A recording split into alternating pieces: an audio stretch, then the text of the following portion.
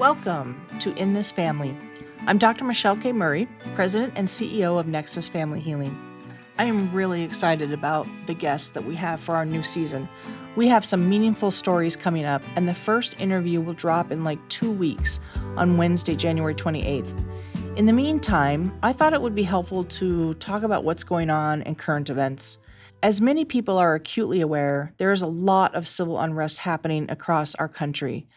Tensions are particularly heightened right now in two places that are very near and dear to my heart, and that's Minneapolis and Portland, Oregon.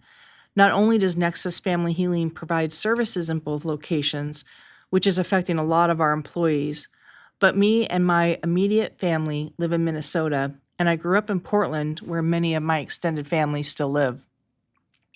No matter which side of the political spectrum we stand, ongoing violence can lead to levels of community trauma that can have rippling negative effects on families and communities for years to come.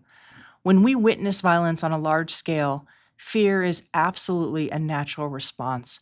And right now, many people are wondering how to handle their personal feelings and reactions that are surfacing. My hope today is to provide information about how we can manage mental and family health during times of distress.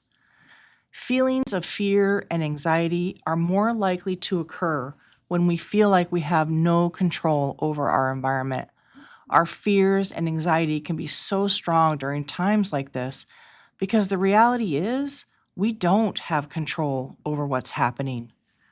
While we do need to understand those things that we don't control, it is equally important to understand the things that we do control.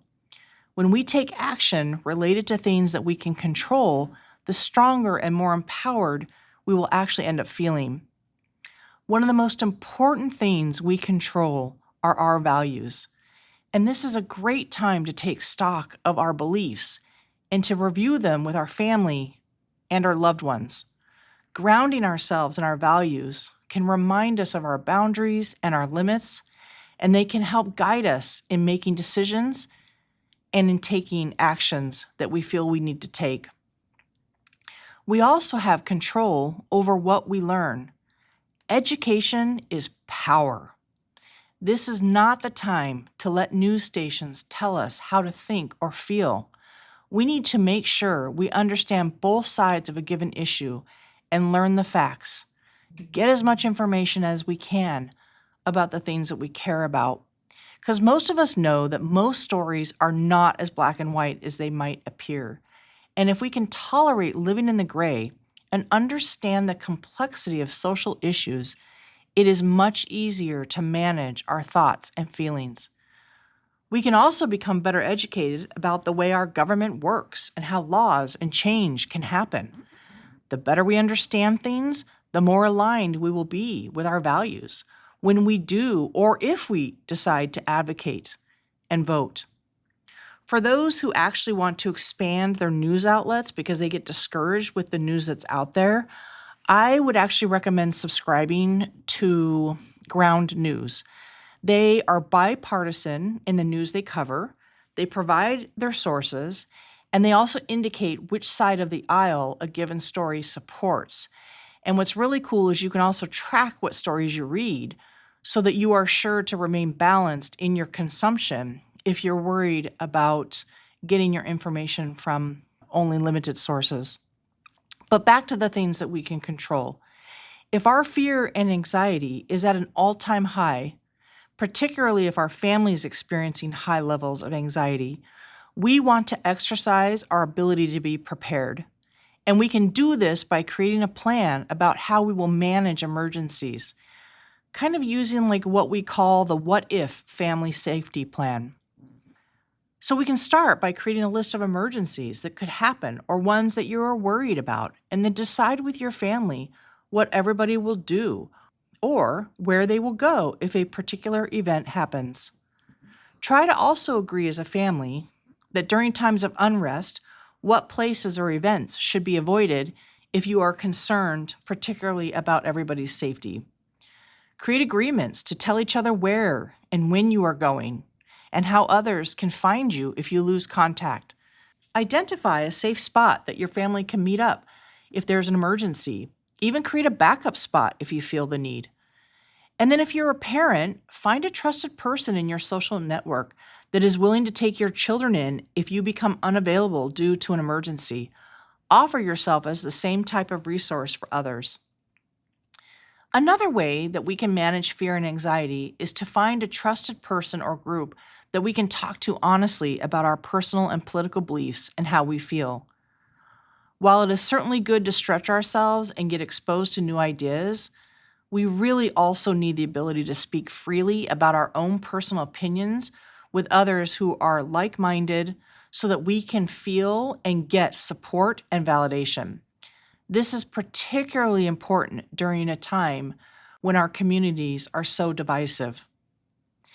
And then if we have children in our life, this is actually a great opportunity to teach them valuable skills about feelings and behavior and to practice those for ourselves. If we can turn tragedy into action, it will help us and our family manage our feelings better. And as many know, civil unrest isn't new. Many people have lived in community fear, anxiety, and anger for generations, feelings and experiences that some of us may just be getting exposed to for the first time. We can use current events like this to teach our kids historical facts, help them learn about other people's suffering, and how to deal with real hard feelings. Labeling emotions, openly validating others, and talking about how to regulate our emotions will specifically teach kids about feelings and why they actually occur.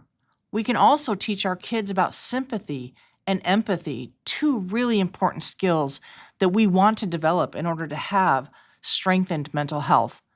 So sympathy is a feeling of sincere concern for someone who is experiencing something difficult or painful, while empathy involves actively sharing in a person's emotional experience.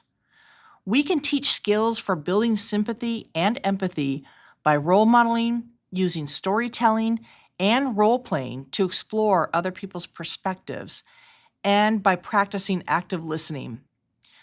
Focusing on perspective taking, or another way to say it is walking in another person's shoes, and encouraging reflection will help children understand different viewpoints and why and how people are reacting. We can create opportunities for acts of kindness and service to put sympathy and empathy into action, which will also increase our positive feelings and pride. I can give you a couple examples about how to help bring sympathy and empathy to life in how we teach our children. So we could explain how sympathy occurs when we see somebody crying and we feel sad for them. Our ability to feel sympathy is what fuels us to reach out and offer a listening ear.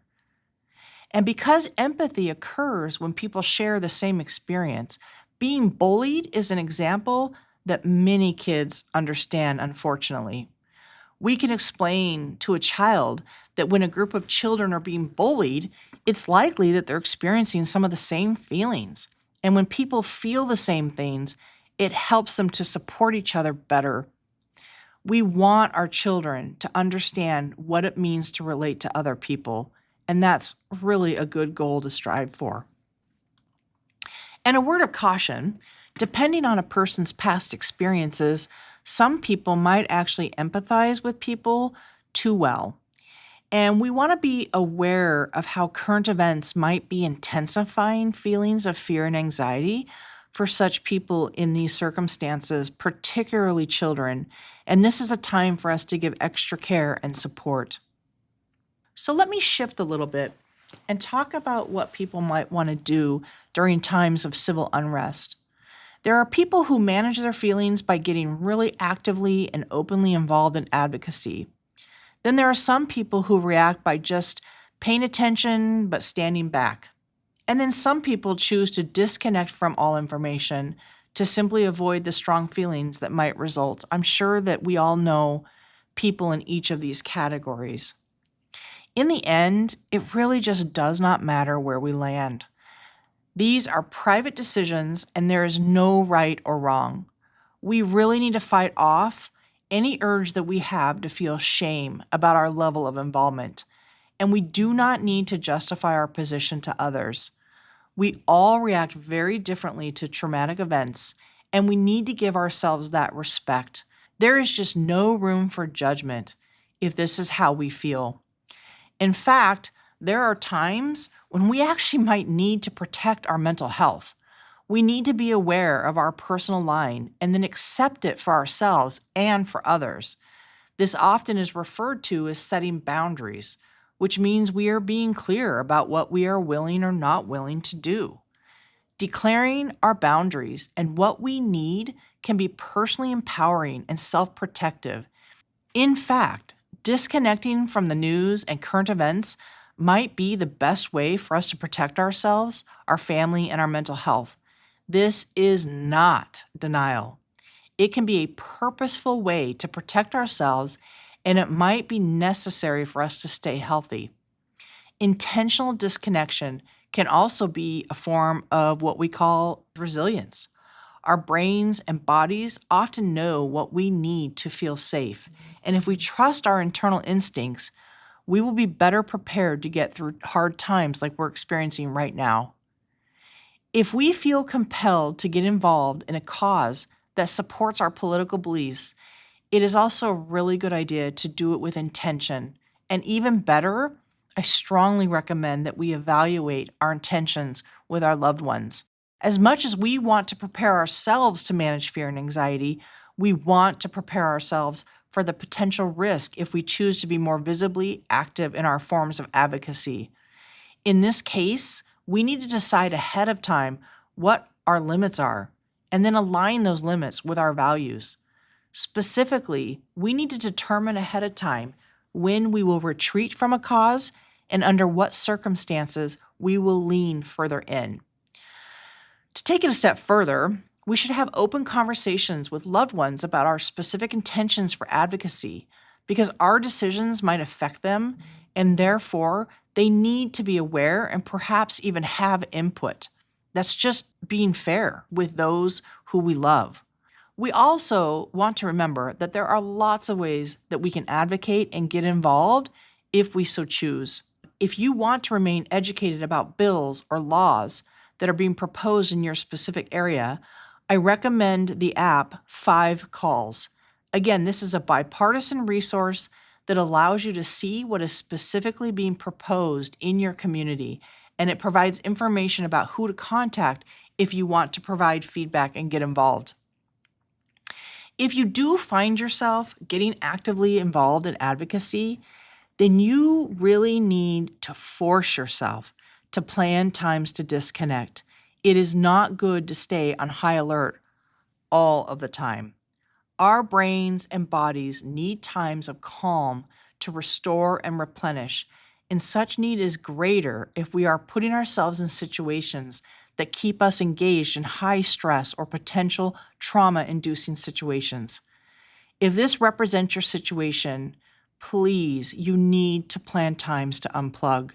Schedule time to engage in activities that go beyond the usual forms of de-stressing, like meditation and exercise. While both of these are certainly healthy ways to take care of ourselves, these activities can also keep emotional and internal stress heightened, and under normal circumstances, we want that push. But during times of high alert, we also need breaks that will shut our brains and bodies down.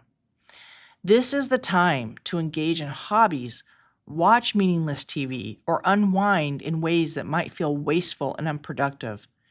But they're vital for our overall mental health. Well, thank you for listening. I hope this episode provided some helpful ideas on how to maintain positive mental health during these challenging times. Whatever your path, I hope you find times of peace and calm. There are times to honor our differences and not minimize the importance of those differences. But right now, frankly, it is time to remember that we are all human beings. So please be kind to yourself, be kind to others, make a plan, and be safe. As mentioned before, we have some meaningful stories coming up. If you have not subscribed yet, this is a great time to do that so that you don't miss our next season. In This Family is produced by John Moe. Music's provided by Jeremy Messersmith. You can learn more about Nexus by visiting nexusfamilyhealing.org. Thank you again. I'm Dr. Michelle K. Murray. See you next time.